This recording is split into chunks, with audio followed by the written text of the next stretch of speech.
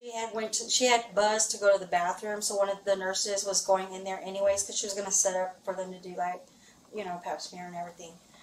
So she was like, "I'll go ahead and disconnect her and she can go to the bathroom." So I was like, "All right." So she was in the bathroom, and then Chris, which is one of our other nurses, he was like, because I was like, "Dang, she's flushing that toilet like an awful lot." Oh, so you noticed her Flushing, yes. And then he was like, "Well, damn." So I went and I knocked on the door.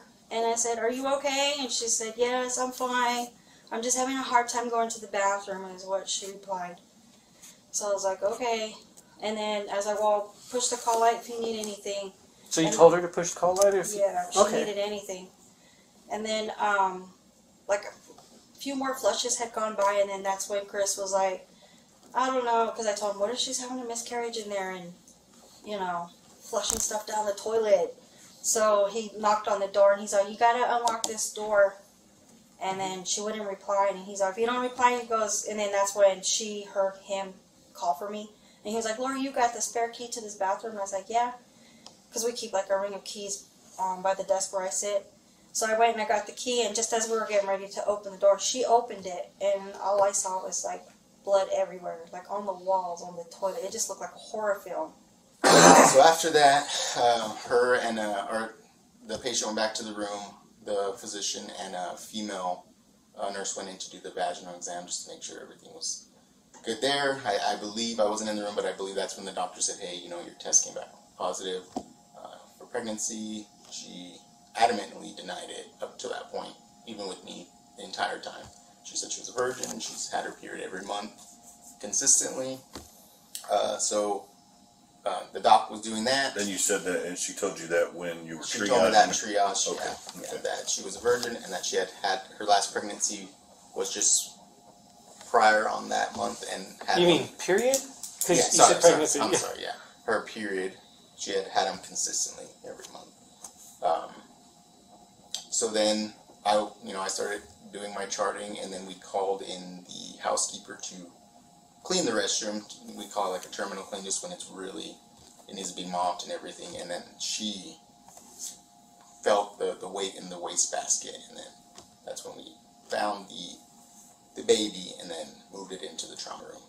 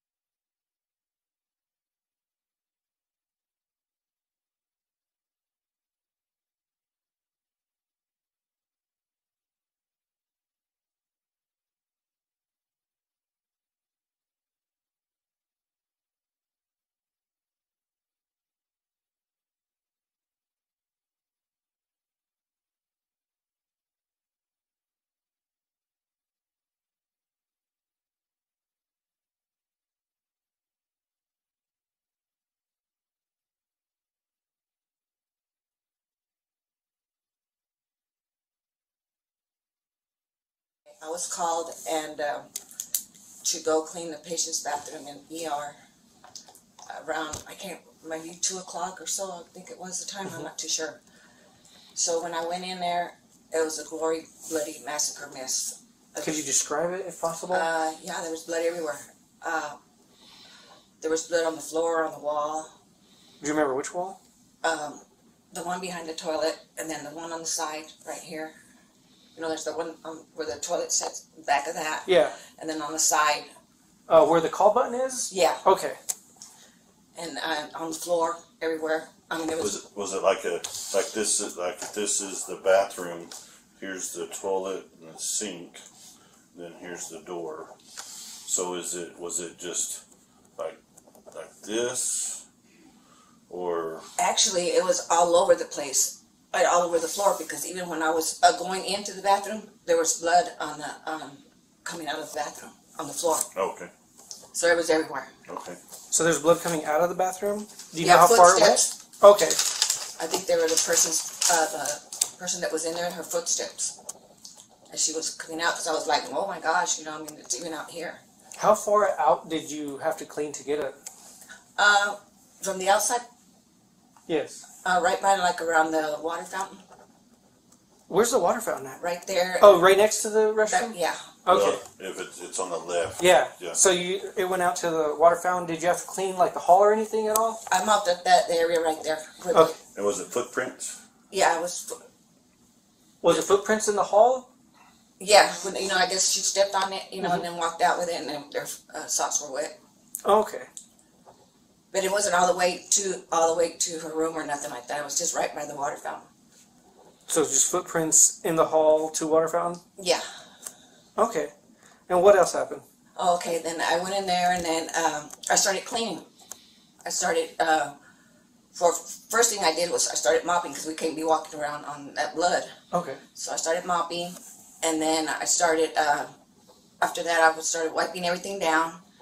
Then I went to the toilet, you know, and I cleaned the toilet, and then I got everything. I had to do everything like twice, because it was, you know, bad. I wiped down the walls and everything. And after I did all that, I usually throw my trash first, but for some reason that night I had to clean the floor up and everything else.